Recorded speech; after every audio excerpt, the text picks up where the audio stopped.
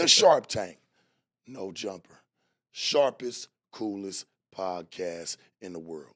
And today, I got one of my homies in the building, man, somebody I really with and has loved his him being a comedian. His comedy is dope. We got Concrete in the building today, ladies and gentlemen. Yo, how are you feeling today, bro? I'm feeling good. I'm feeling sharp, baby. I had to come in here and throw on a little fit, dog, because I already knew, dog. Like I already knew Sharp was gonna come with it. You know, Sharp was gonna come looking like $1 million. Yeah, you know what I'm saying? I feel like you really did try today. You know, I tried. Damn, dog. I tried. It still didn't. It wasn't enough for Sharp, dog. It wasn't enough for Sharp still, dog.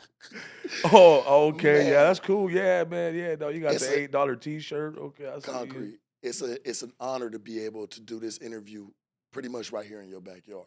This is it right here, man. How does it feel to be doing that, man? For real, for you.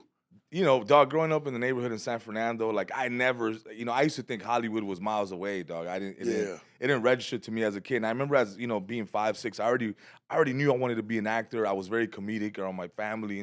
So to me, it was just, like I never really saw the Valley as the place where it's at. You know what I'm saying? So me just trying to work through shit growing up. Obviously, eventually I found out that I was in the mecca of entertainment in a way. You know what I'm saying? If it's not here, it's New York and so just to be here today doing No Jumper with you, man, the Sharp Tank, this is dope, man. It's like, okay, I guess I'm doing something right, dog. It seems like you're doing something right. I mean, everything that you touch, man, is going up. You've been having a lot of shows. I think you're doing Laugh Factory here. Yeah, I'm doing that tonight. I'm doing a special guest pop in. It's not advertised, so the people that are gonna be there, like they're in for a treat today. So they get to see me. Well, they won't know about this. They won't know about this. Yeah, they'll hear this after the fact. Yep. And then I'll be at the Hollywood Laugh Factory tomorrow. I'm doing a special pop in too. So it's just going out there and these are shows that I'm doing besides the stuff that are on my tour and stuff. So were you always like not even saying you're. I don't want to sound funny when I say this. Say it, dog. No, say what you feel, dog. And say like, what, dog? You gonna say I was never popular? Like, I can hear it now, bro. Like when you were young, like were you always popular? Like you know what I'm saying? Like you always. I was always crowd. I was always a party starter. I was definitely the one that was throwing the parties. Trying to get shit going. Yeah. I wasn't the most popular dude in high school, but I had my fair share of popularity and but it wasn't. It was never, I guess sometimes it wasn't even for the right reasons, you know what I'm saying? I had the drugs, I had everything that was like not, you know what I'm saying? That's why I'm asking, like, were you like a crowd drawer? Like, did you always draw a little circle to you? You know what it is too, dog? You know what it is? Being a comedian, dog, like, and just being funny, I think we're natural people pleasers. Yeah. We want to have people around us, we want to make people laugh, we want to make people like us in a way. And yeah, so I mean, I always tend to draw the crowd. At the same time, I always had a tight circle. So it was, I would throw parties and it was all good, but I had my tight circle that you couldn't get in, Right. That's live right there, man, because a lot of people, you can't with a lot of people today, man. I mean, even back then, especially today, you can't be around just everybody because not everybody got your best intentions, man. I always say get around somebody who got your best intentions versus just having a whole bunch of people around you just to say, hey, you're liked. Yeah, I mean, especially now, as I've grown up, and like I want to have people around me that are gonna better me. I don't want yes men around me. Facts. You know what I'm saying? We all got vices, so I make sure that my people around me take care of me when it comes to shit like that. Coke, and some party time, and. Dude, I always say this, Sharp, like, because I used to rap, you know what I'm saying? I had a decent career rapping. I quit at an early age. In fact, I had songs on the radio. I was doing really good. I was being managed by great people, you know what I'm saying? Yeah. And, after my boy passed away, like, I went into starting to shoot music videos in 2010.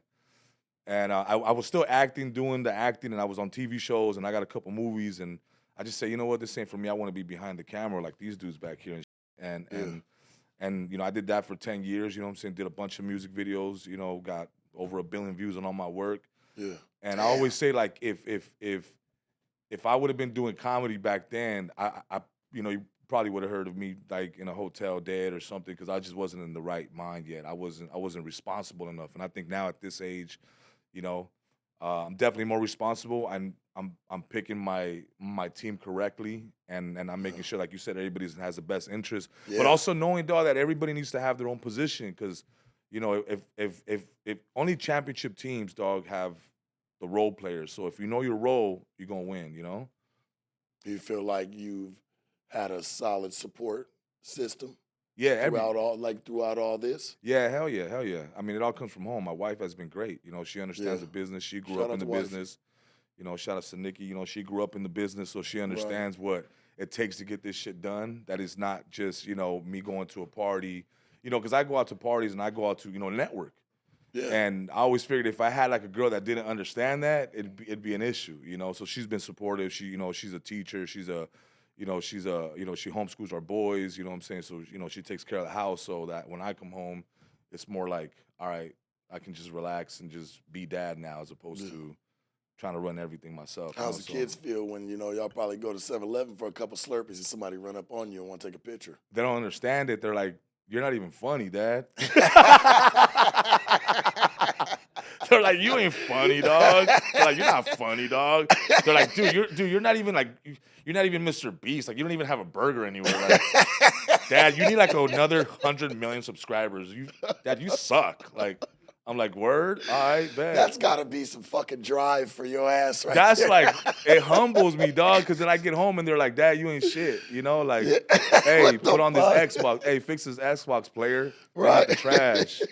You know what I'm saying? Buy that pizza. Mom said you about to go to McDonald's for us. Yeah, What's like, up? hey, homie, take that drive. I know you just got home, but take that drive one time, you know? Like, nah, my kid, obviously, I mean, like, you know, my oldest, he's 10, so he's starting to see it. And, you know, like, you know, we go out to the store and you know, like I said earlier, it's getting to the point right now where I really can't go anywhere without somebody recognizing me now. So my oldest is starting to see it, and he's like, "That's cool, but again, you're not Mr. Beast," you know? Like, he thinks fame and all that is like you got to be Mr. Beast or you got to be Spider-Man. Yeah. You know, you got to be one of those Tom Holland dudes. So Yeah. he's like, "You're famous, Dad, but you're not like famous. And I'm like, "Fuck, all right, let me work on this shit." I you feel know? like, man, there's so much fantasy and bullshit that's built for these kids today. Like Yeah. when me and you was coming up, it was actors, comedians, Yeah. people like that Yeah. that we took a liking to. Yeah. They done built so much fantasy shit these days for these kids. Concrete, like they look up to a character off of Minecraft. Yeah, Who that's you want to it. be That's like it. for Yeah. real, bro? Yeah. Like it's That's what they care it- about. That's what they care it about. sucks when you ask your kid like, "Hey man, like, what do you want to be?" I want to be Rubble from Paw Patrol. Like, Like, I'm what? bro, what do Like, you mean? what? You're fucking 10 already. I want to be bro. the skin from fucking what is it? The fucking whatever. I want to be like that dude. You know, yeah, man. My kids are, you know, they're. I mean, they're still trying to figure out. I'm just. told my kid, you must have wanted to be fucking a Gumby. Don't be a blockhead. Yeah, no what the shit. fuck? Like, what the fuck is wrong with you? You know I was what trying I'm to be saying? like, dog. Hey, growing up, I was trying to be fucking Mario Lopez, dog. You know what I'm saying? Yeah. I used to watch Saved by the Bell, and I Mario was like, damn, he's the only motherfucker that looks like me on this show, and I love this show.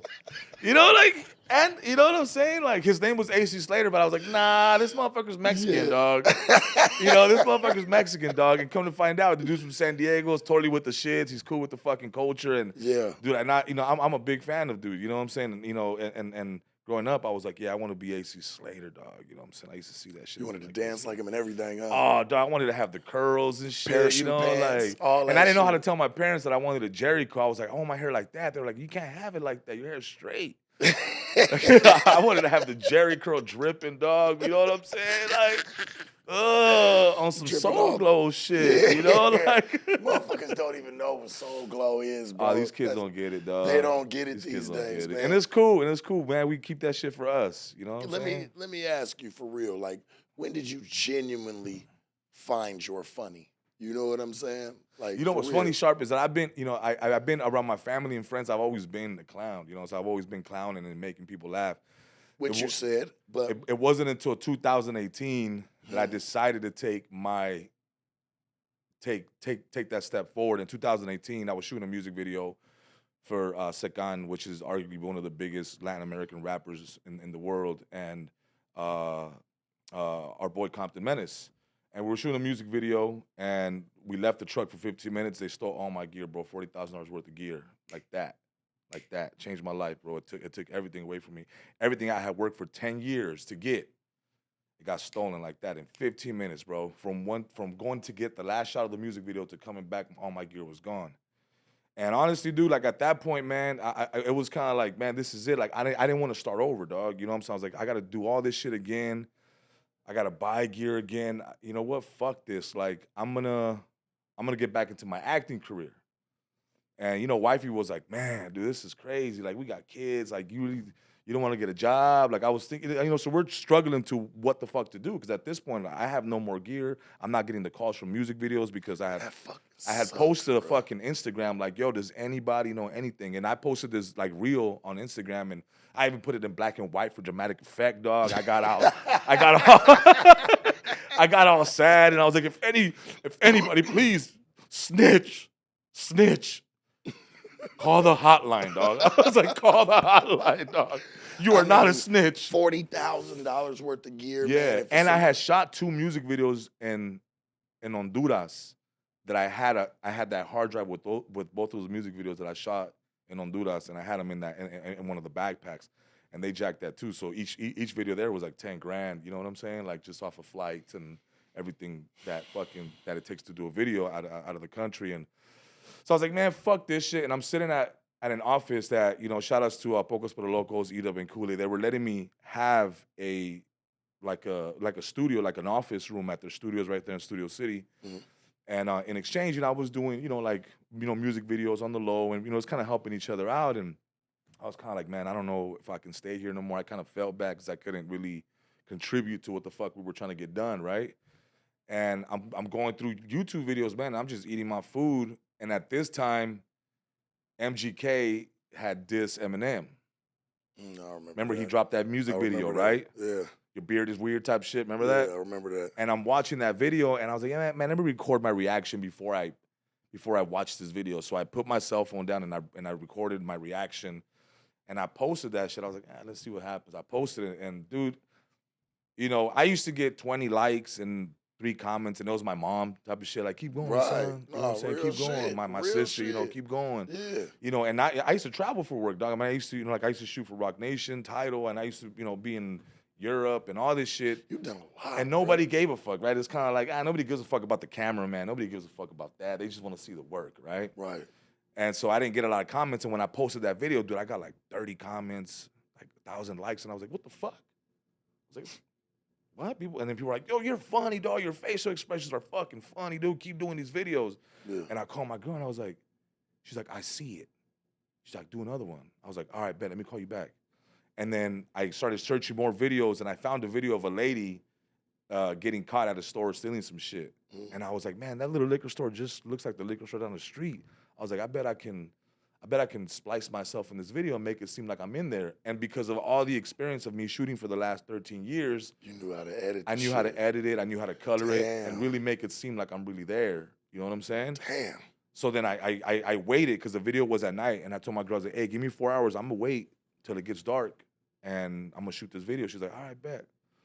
I shoot the video. I go back and edit it. I edit that shit quickly, dude. And then I posted it, and that shit went bananas. Though I had like, to me, it was bananas at the time. It was like 3,000 likes, 100 comments. That's a lot for somebody that don't ever that nobody have was no doing motion going on. I had nothing going on. Right, right. And then after that, it was like, I got home and I told my girl, do I embarrass you with this shit? Do I embarrass you, like, as a husband to, like, be acting funny on social media and, like, because it's a young man's game. It's a young man's game. It's a young man's game. So I was like, yo, do I embarrass you as a wife? Right now. As a wife, she was like, nah, do your shit. You're funny. Yeah. I said, that's all I needed to know. And after that, it was like, I didn't look back, man. I started doing videos and I started just focusing on that.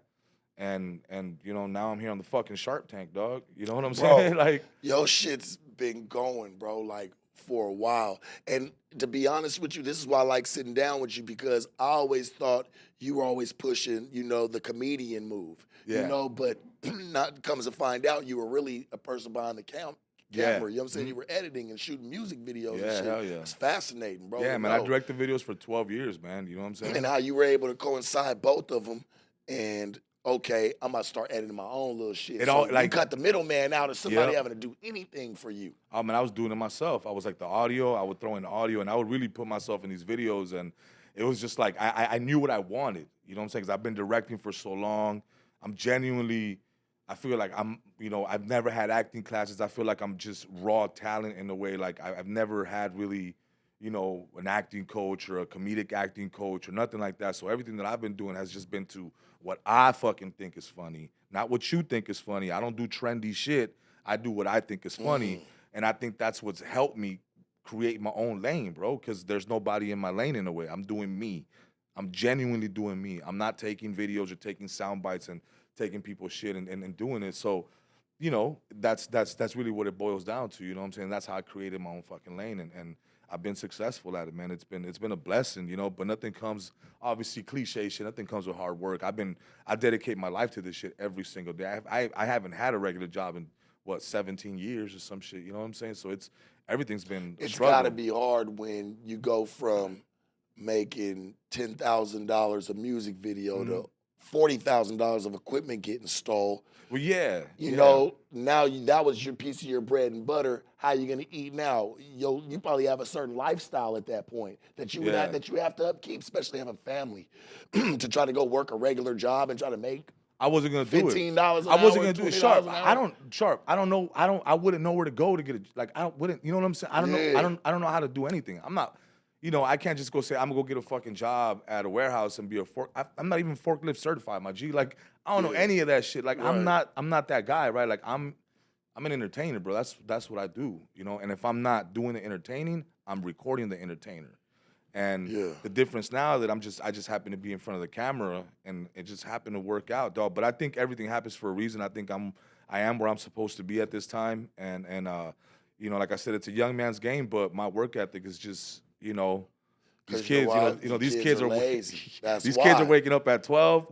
Motherfucker, I'm already on my 4th video at 12 p.m. You know, I'm already on my 4th fucking meeting. I'm already, you know, technically I'm doing lunch at 10 with these guys, you know what I'm saying? Right. You know, doing lunch at 9. That's how you gotta do it, because you know why? Yeah. That's called getting ahead of the day. Yeah. That's called getting ahead of the day. Like the things when people are starting to eat lunch, you're like, no, we already did that at 10 o'clock, so now we got more time to do some of the things we need to do. Let's go. That's dope. How did you and because it seems like you and him are real close. How did you and Tino come about? So I was shooting a music video for Cheeky's, Frankie J, and Baby Bash. Okay. And in fact, this specific video, bro, was my niggas. I ain't gonna lie, I used to bag some of their cuts back in the day. Oh hell yeah, dog. Come on, dog. Of course, Yeah, man. I ain't gonna hold you. Frankie, you know, dude, they got cuts, bro. They got cuts. I was shooting a music video, and they happened to be casted to. Frankie J brought them. He was like, "Yo, I know these two dudes. I need like, because I told him I needed guys for a scene, for like a doo-wop scene." And then so he called Jay and another influencer by the name of Legend. And, you know, the dude got 1 million followers and shit. And I was like, man, these dudes are dope. You know what I'm saying? So I kind of struck up a relationship with them. And I didn't start doing videos with Valentino immediately. It was because that video right there that where I met those dudes at, that was the video that I had a week after they stole all my shit. So that video, that whole budget went to renting shit. I just rented shit. I didn't make no money off that video. They didn't know. Well, they knew that my shit had gotten stolen, but they didn't know that all my gear was rented at that point. You know, it was just. I rented from tripods to cards to fucking batteries. Everything that I needed for that music video got rented, and that's how I met Jay Valentino right there. And then so like maybe 6 months later, he asked me to shoot one of his skits because he was doing social media comedy heavy already. He was already like at 200,000 followers or some shit like that. And I was like, yeah, man, I'll come shoot it for you, dog. So, you know, at that point, I had like a little Sony. I had a Sony, Sony, the 2 or whatever the case. And so I went and shot his comedy skit. And then he was like, yo, man, we should do one. And I was like, man, I've been having this idea, bro, for like a year now. I want to do this rebel shit. And I think you'd be perfect for it. And you know, if you're not familiar with the Rebels shit, the Rebels in the 90s here, it was like the party crew scene.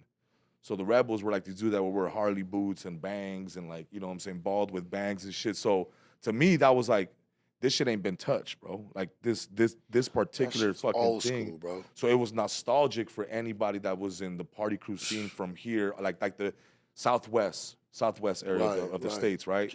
So when we dropped that shit, bro, like it did 800 comments in 5 minutes, bro. And I was like, yo, I think we got something, dog. We need to keep rocking some more shit together.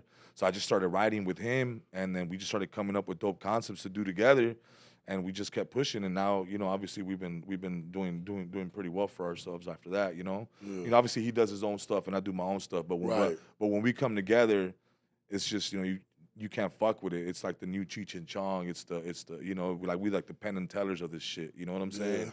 Like it's just a great combo. Yeah, because Tino, he's with the shit. Like Yeah. when y'all come together, you could just tell y'all mesh well. The chemistry's there. Yeah, it's just chemistry, dog. And a lot of people, you know, a lot of people don't understand that I'm really like I'm a chemistry dude. If you know, well, first of all, I'm a chemistry dude. Also, I like to write parts for people, right? Like I'm a writer at heart, and I don't just put people in a position to do a skit where they ain't gonna shine because it's not gonna do what it's supposed to do. So I tend to just write for people and write the right like the right role for them to just really make them shine. Because if I shine myself and nobody else is shining, then it's whack, bro. Like that ain't what it's about. You know what I'm saying? The reason why the movie Friday was so successful is because everybody was born for that role, bro. Everybody was born for that role. For that dog. role, Chris man. Tucker was Smokey. Man. You know. Tiny Lester was Debo. Like everybody was dude down to Felicia. Like everybody, bro, was. If I mean, do that to me still be, you know, besides Harlem Nights, that to me besides Harlem Nights, and I think to me one of the funniest movies is Life. The ensemble in every one of those movies, like the ensemble of every cast on those movies, dog, is just great, bro. And that's how you make classics. It's a staple. It is. That's what creates classic, bro. Yeah. You know, that's what creates a classic. You know, Blood In and Blood Out. That's huge in the, you know, Chicano community. Everybody was born. Watched that. I don't care what everybody race was born you is. for If you that was in role. the street, Yep. you watched that movie. Yeah. You know what I mean? That movie right there was iconic. Iconic, bro. Like that movie will live forever, bro. Forever. What I like about, because I love you dudes that do skits, man, and do the online comedy, because it's a lot of people want to hear y'all story. You know what I mean? Yeah. But y'all so busy just making skits and things like that. And everybody always thinks that media always just goes for the bigger names or the people that are in the music entertainment. No, man, like people want to hear y'all stories out. Yeah. They like them. I'm sure the viewers like hearing this side of concrete. You know, it's crazy that I come from the era of where, you know, you have to audition for shit, and you still have to audition for shit, right? I think. Yeah. But as an actor, like, you know, back in the day, nobody would be able to see if you know how to act unless you went to an audition, right? Nobody knew you were funny unless you went to the club. Nobody knew you had word chops. of mouth, man. You know what I'm saying? It was word of mouth back then, which was really hard, right? It was like, hard to spread that. I got on the radio back in 2006 when it was, and I mean, it's still difficult to get on the radio, but to be on the radio back in 2006, it was like, okay, you did something. And that was word of mouth. That was a lot. So when I got into social media comedy, I took it as in like, you know what? I'm not gonna worry about Hollywood not seeing me audition or not getting the part that I need or the part that I think I'm good at. I'm gonna create my own content, and I'm gonna use my social media platform as my audition tape. You're gonna be able to see that I got chops on my Instagram. Dropping them jewels, man. You know what I'm saying? I've never considered myself like a social media influencer, right? Because I'm not cut from that cloth. I'm cut from the cloth of like a 90s, you know what I'm saying? Like 80s people that. Well, there's still messages. You know what I'm saying? There's still messages in your skits. Oh yeah. Oh, dude. I mean, if you really go and watch a lot of my skits, bro, like there's always some kind of message, whether it's as minuscule or something where I'm, you know, I don't tend to get political on my shit, but there's always some kind of life message in my shit, you know? And that comes from like, you know, I've always wanted to, you know, I'm a big fan of like In Living Color. I grew up watching In Living Color. You know what I'm saying? That's sketch comedy to me, bro. They put their whole family on. That to me was sketch comedy. That's the epitome of sketch comedy. Obviously the Chappelle shows and the Key and Peele's and all that dope shit, but I grew up on Jamie Foxx.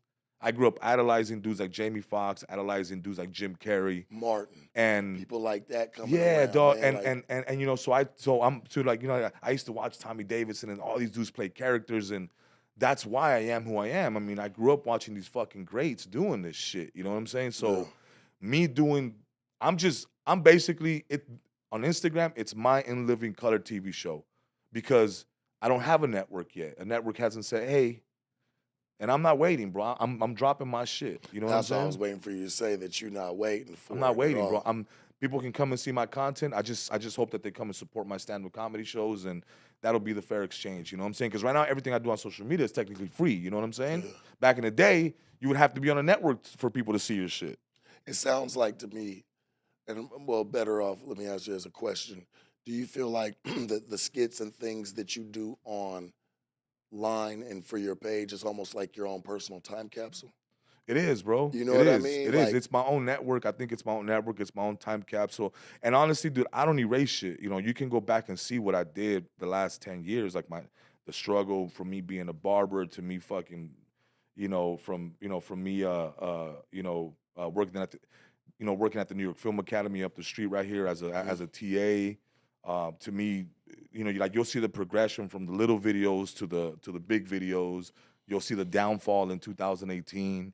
You'll see the rebirth in 2020, you know what I'm saying, 2020, and then you'll see the pandemic, and then me losing everything again, and then me regaining everything in 2021, and now 2022 was a great year. It was a building year, and every year to me has just lay the foundation, lay the foundation. aren't you happy That's now why I that call myself concrete, because it's solid, concrete? Aren't you happy that you lost it all now? Think about it. Yeah, dude, because I Think think about I it. yeah Where you at right now? yeah. And everything that you lost, and maybe at that point you didn't really truly understand it, Oh hell yeah. and it hurt. It hurt, man. Like to get all your gear took, man. When you just out trying to do the right motherfucking thing, you That just was really it. out trying to get at your craft. To come back, man, to find out all your shit gone. They took every battery, every lens. I actually, in a way, I actually thank those people, dog. Because if that doesn't happen, it doesn't push me to follow my dream. It doesn't push me to follow what I'm put on this earth to do, which is make people laugh. Ultimately, shooting music videos was a passion of mine, but that ain't my calling, bro. My calling is make people laugh. That's what God put me here for. God knows that I'm good at doing music videos, but He's like, this ain't for you, bro. You need to make people laugh. And at the time, I seen it as in like, man, come on, dog. Like I'm trying to do everything right. I'm talking to God like, come on, man. Like, what are you doing, bro? Cut me some slack, man. What are you doing, dog? Yeah. And then, fast forward now, I'm like, I see what you were doing. You got me out of my comfort zone. You got me out of something that you knew wasn't that wasn't the end of my story. My story continues, and now I get to make people laugh for a living, dog. And it started out because I didn't make no money for a while. I didn't make money for at least a year and a half, almost 2 years of doing this comedy shit. And then it just started bubbling. I started getting brand deals and whatnot. And, then my boys from AV Chevy came through, cut a contract, gave me a truck at a time where I didn't have a car for my kids. They fucking gave me a dope-ass Suburban. You know what I'm saying? Right. So shouts to my boy Justin on that. Baby Bash during the pandemic, he had to move. He actually, like during the pandemic, I was living with him because I was struggling after I lost all my gear. I was struggling, bro. I couldn't really make money. So he was like, you know what, dude, I got a big ass house, bro, here in Northridge. I'm back and forth touring. I don't need this big ass house, man. Why don't you come and stay with, bring your family here, pitch in on the rent, whatever you can. And once we get right, we get right. Well, then the pandemic hit. And so he left to Houston. He was just building his house in Houston.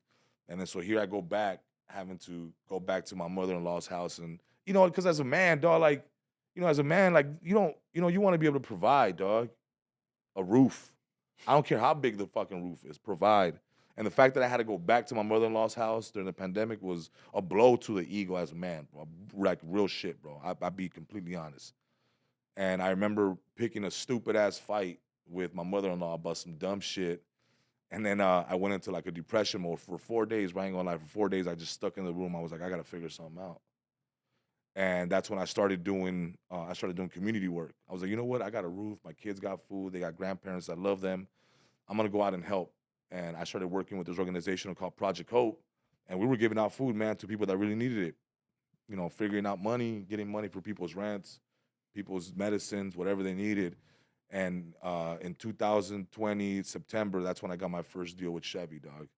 And it was in direct connection to them because they did a give back at the AV Chevy dealership in Lancaster. And the owner was like, yo, man, I'll follow you, bro. He's like, you're funny as fuck. And I was like, really? I was like, all right, bet. And he was like, I'm the owner. And I was like, no, you're not. Because the dude's like, he got mad tattoos. You know what I'm saying? He's Right, swaggy as he fuck. like, And pretty not. in my mind, like, you don't own it, bro. Like, you're just like, you a drug dealer, bro. You know what I'm saying?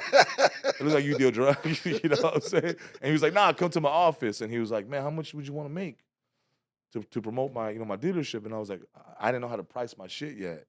And then so he wrote a number down and slid it over the desk. And I was like, you want me to start on Monday or what? Changed my life, bro.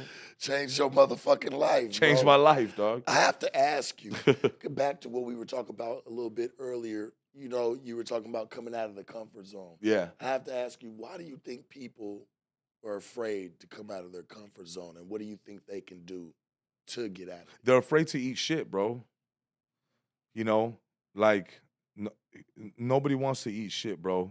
And in the world we live in right now where everything's on social media, you got to portray this person that has it under control and that is doing well and that is doing better than you, right? I got to portray that I'm doing better than you. And nobody wants to show that I'm not doing okay, but I'm going to make it. And I think that's the problem, right? It starts from there. And then also a lot of people don't have the fucking balls, dog, to really do it, you know? It takes a lot of confidence and you got to be able to risk it, dog. You got to be able to sacrifice. A lot of people don't want to sacrifice shit, bro, you know? I didn't, all my 20s, bro, I was working, bro. I was shooting music videos. When when all my homies that were partying, going to clubs, going to Cancun with girls and doing all this shit, I was working, bro. So I didn't really see that. Like, I didn't get to have my 20s like that, you know? And so that's a sacrifice, bro, that that I made in order to get to where I'm at now. You know what I'm saying? And there's nothing wrong with being in your 20s and having fun, but when you want to get to a certain level and be elite at what the fuck you do, bro, you got to put in the work, bro. Look, G, let me tell you, there's 400 positions in the NBA, right? There's 400 Right. positions, Yeah. right? Out of those 400 players, bro, those guys are the best in the world. Those 400 players in the NBA are the best in the fucking world. And they put a lot of work and effort into what they do, correct? How much more effort do you think dudes like Michael Jordan and Kobe had to put to be even better than 99% of those 400, bro? Man, work ethic had to be fucking insane. Out of control, right? Out of control. That's what I strive to be. Is like, if I want to be in the elite, I got to do this much. If I want to be better than the elite and be in this percentage, then I'm gonna outwork you, dog. And that's just bottom fucking line. There's nothing else to it. You got to get up. Ain't nothing nobody's gonna hand you shit, bro. Nobody, bro. So to me, it's like, it's either I fucking go or I'm not gonna get it, bro. You know, and I don't want to sit at the table. I want to have my own fucking table and bring people in. You know what I'm saying? Like, it's just a different mentality that I carry. You know what I'm saying? To me, it's very competitive. You know what I'm saying? Like, I take this shit as a sport, bro. Have you thought of another question for you? Have you thought about starting your own network and maybe bringing in some other people up under you? Well, I do have a studio in Valencia where I have similar to this. I have a bunch of podcast rooms that I run for different people. So I have a production network.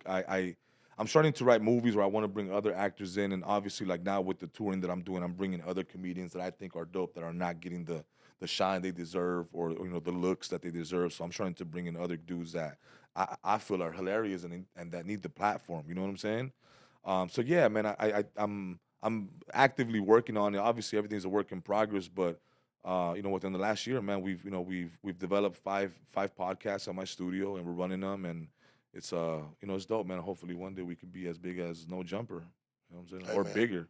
I'm coming, No Jumper. I know. Nah, I just see fucking it, with you. motherfucker. Do you plan on doing any comedy tours, bringing some people under your wing along the way? Yeah, To where yeah. you do your own show. Hey, y'all gonna come on the road with me for a bit. Yeah. Right now I've been, obviously right now I've been touring with Los Toxicos, and that's Right. my boy Jerry Garcia, Jesus Sepulveda. Both of those guys have HBO, Netflix specials, along with my boy Jay Valentino. And I started on that tour when I was barely doing stand up, bro. I'm like 2-3 months in at that point. And they're like, yo, you're good, bro. Like, you're funny. People like you. Just do this tour with us. Because I was hesitant. I never wanted to do stand-up, Sharp. It wasn't my thing. I was like, I'm a comedic actor, bro. Were you afraid to fail in it? Yeah, because I felt like if I fell, it's gonna hurt my career. You know what I'm saying? Like it's He gonna thinking hurt. smart for the long run. You He's know what I'm like, saying? man, Like it's I'm my thinking long like, run here. you know what I'm saying? Like I rather just keep doing this acting shit. Mhm. You know, I always felt like, I always felt like I'm more of a, in the sense I'm more of a, comedic actor. Like, there's stand-up comedians that turn actors and then they're just very successful. You know, the Eddie Murphys and the Kevin Harts and the Jim Carreys and the Jamie Foxxes and all these dudes that were stand-up comedians turned actors and became fucking, staples in Hollywood, like A1, tier one acts, But I was like, I just never saw myself as a stand-up comedian. It wasn't until I started talking to some of the comedians that were following me that were like, damn, I didn't even know you liked my shit. They were like, yeah, you're funny, dude, And a lot of the tier one comedians hit me up and they're like, look, man, you gotta do the stand-up shit, bro. If you wanna, if you wanna be one of us and you want us to take you seriously, right? You're gonna have to do the stand-up shit, right? And I think it's like a rite of passage in a way. You know what I'm saying? It's kind of Right. like, street cred. Like you gotta do the work. You gotta go get dirty. You gotta eat shit. You gotta get on stage and bomb. And sure enough, man, I started doing that shit. And so I got on the tour. They asked me to host it. I started as a host on that, just as a host. I was just coming up and doing, crowd work and then introducing the comics. I went from that to, you know, being the guy that people want to see sometimes. You know what I'm saying? How was your first show? I bombed. Vomit on your sweater? I bombed, dog. I Mom bombed. spaghetti? Bad, All dog. over your I sweater? shitted on myself, dog. Fuck vomit. I shitted on myself, dog.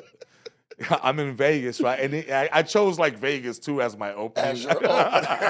Yeah, you The was really fucking pushing it. confidence as at an all-time high, right, dog? Confidence is an all-time high. Yeah, I'm dog. just imagining what you were going through. Andy Ruiz is there, heavyweight Yeah, champ of the shout out Andy world. Ruiz. I got fucking the Gypsy Kings in the building. I got a bunch of famous people. They're watching shit. And it's like a day event.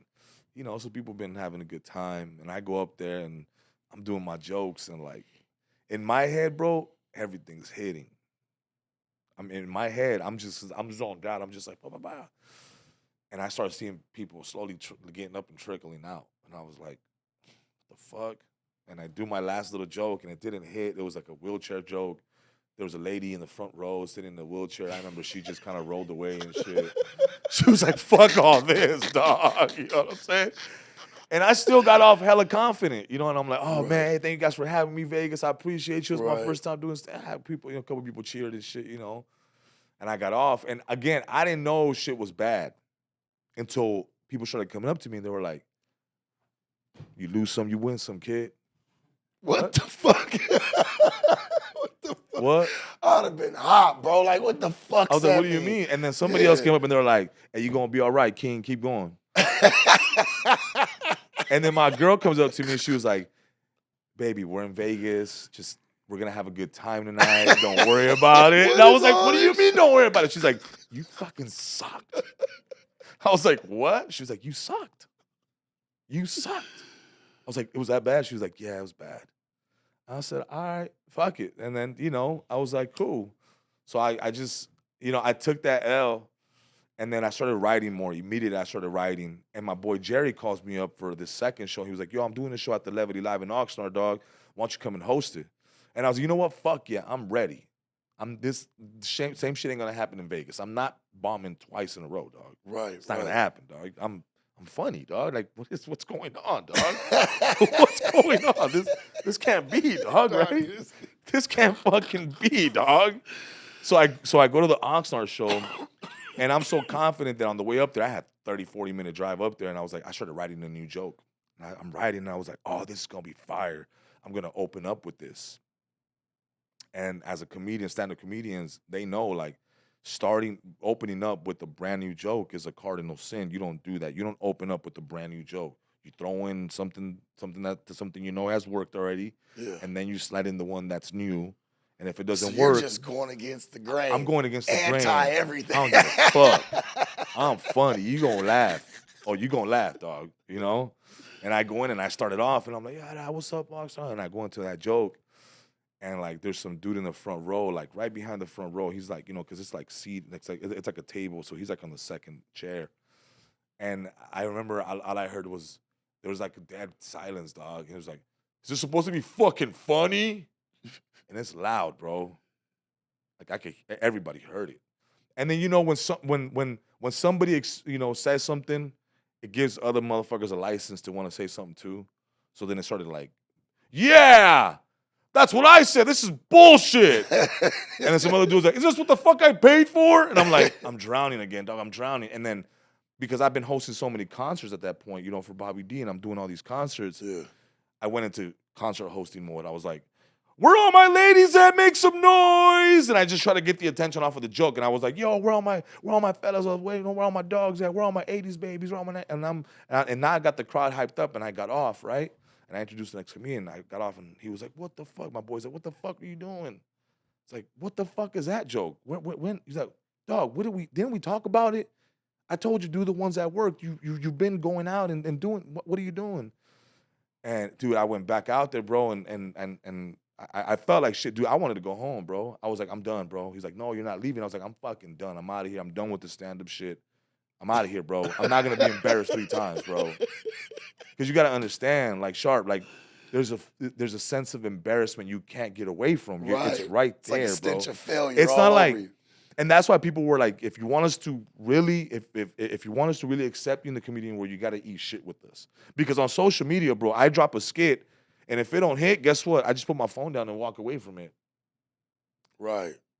There's no walking away Sharp from the stage, dog. No, there's not. You can't drop the mic and just run. You're gonna look like a fucking, Yeah. It's gonna be way harder to come back from that than to just drive yourself through it, focus, regain your shit, go back out there and get it done. And I ended up leaving on a really high note that night, and I bombed a couple jokes here and there, but it hasn't been like that at all now. So you end up going back out on stage Mhm. and kicking and the jokes. reclaiming the stage, bro. I had to get them back, and at the end of the day, people were dope. I went back to Levity Live not too long ago, and dude, I had a fucking great reception, dog. They know who I am now. Now they're, Do you feel like you leaving would have set the tone for the next upcoming comedian that was going to come out there? if I leave, not only does it put a bad, it puts a dink on the armor for sure. Yeah. And then comedians will now be like, fuck that dude. He bailed on us. You know what I'm saying? It's like a teammate bailing out on you in the middle of a game, bro. It's like Pippen not getting up from that bench in that game in the 90s. Yeah. Just straight. I'm saying, is it hard to gain back the audience for the next comedian? Oh, hell yeah. Well, hell yeah, because you're supposed to set the tone. You're supposed to set the tone. You're setting the tone. You as a host have to go out there and set the tone and making get them hype. And I completely like shit the bed on that, bro. It was bad. I'm talking, it's bad, dog. I'm talking about I still replay it, dog, and I'm like, never again, dog. Yeah. But now it's I learned my lessons, and now I'm fucking, from what the census say, I'm killing it now. So Bro, you've been killing it, man. I'm thinking about coming and showing up to your show tonight. Oh hell yeah, man! I'll put you front row. Hell yeah. Yeah, put me down, man. Sure, I'm gonna come up there just to come check it out. I want to laugh. Man. I want to see what it is that you do live, man. Yeah. Because it's an honor to be in presence of future greatness of what's going to really stand for the comedian scene, man. For real, for real. Like, and I feel like this is where it starts. Bernie Mac and them wasn't always the shit. Steve Harvey and them wasn't always the shit. Like, they all got those eat shit stories that you're talking about. Yeah, man, you got to eat shit, man. It's crazy that you said that. Like, because you look back on all the comedians that are high profile, people that we've known and have set themselves in the cement for years. Yep. All have shitty ass stories, man. Oh man, they got bad stories, bro. I mean, I'm still new in the game. I'm only a year and 3 months in, but I've been blessed to have a platform that people know me from, right? Like they see my skits, they see my videos, and in order for me to sell out these shows, I need to make sure that I'm still funny on my social media page because that's what drives my ticket sales, right? Like, right. I don't have a machine. I don't have a big agency or nothing like that. So everything that I do is organic and is independent. So I got to make sure my page is right so that my shows on my tour can sell out. You know what I'm saying? So I gotta stay double funny, bro. I gotta be funny on stage, get off the stage, be funny on camera, and because that's the only way it's gonna work, I mean, at least for me, you know what I'm saying? I know there's other comedians that are selling out just based off their other stand-up, but they've also had their likeliness is what we brought. Well, I mean, yeah, but they've also had 5-6 years in the game. I'm only a year and 3 months in, so I rely on my social media page for them to be like, okay, he's funny on social media. I'm down to go pay to see what he does live. You know what I'm saying? And so far, it's been working out, man. I've been blessed, bro.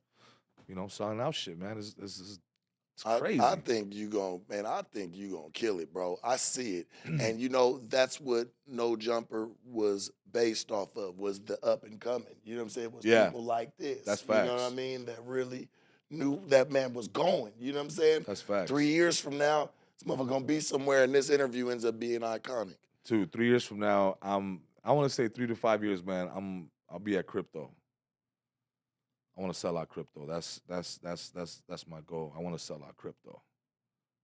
That should. And that's like. Well, this is gonna be your time capsule right here, man. And right you here, leave it 5 for years from now. Yourself, 5 years from now, I want to sell out crypto, or Dodger Stadium, or whatever. It's sharp. It's gonna happen. It's gonna happen. You ain't got no choice. That's just my attitude, though. If I can't sell it out, at least I'll do half of it. You know what I'm saying? I'll sell out the parking lot, dog. You know what I'm saying? We sold out the parking lot at crypto, dog. You know what I'm saying? Yeah. I'll take that. That parking lot big as fuck. But I just think if you don't put goals and you don't put like a benchmark, like if you don't put something in your sights, bro, you're never gonna get to it. If you just keep kicking the rock right in front of you, bro, that's as far as you're gonna get. That's why I always say, if you set a goal, you can at least, even if you don't reach that, you'll get damn near somewhat close to it. That's it. The shot won't be too far off from it. You Yeah. know what I'm saying? And you can regroup from that and shoot for more. If it's not crypto, it's the forum. Right. You know what I'm saying? The forum. Well, what is it now? The Kia Center. Yeah, Kia Forum and shit. But yeah, so if it ain't crypto, if it ain't 18,000 people, I'll take 10,000. You know what I'm saying? Real shit. Before we get up out of here, anybody you want to shout out, man? Anybody you want to? Man, I just want to shout out the team, man. The team, man. Everybody that's behind me, man. You guys know who you are, man. Let's keep pushing, and shout out to the fans that keep supporting the page.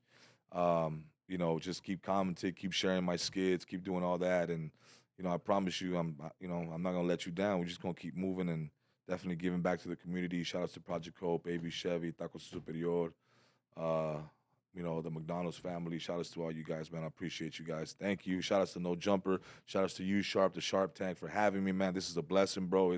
We appreciate you, man. It's dope to be here, man. To be a part of the culture and to really be having a sense of like crossing over and really doing something bigger than just me, And I love that we got to do it, man, right here in your backyard, man. This is dope. Real, this is dope. Yeah, man. Hell yeah. I appreciate you. Yeah. For coming hey, by the way, man. did you check in? What? Did you check in? Oh, you didn't check in with Swifty Blue? I didn't you motherfucker, yeah. I fucking bet. The Sharp Tank. Let's go. No Jumper. Sharpest, coolest podcast in the world. Hey, Donnie, shoot us out the motherfucking gym.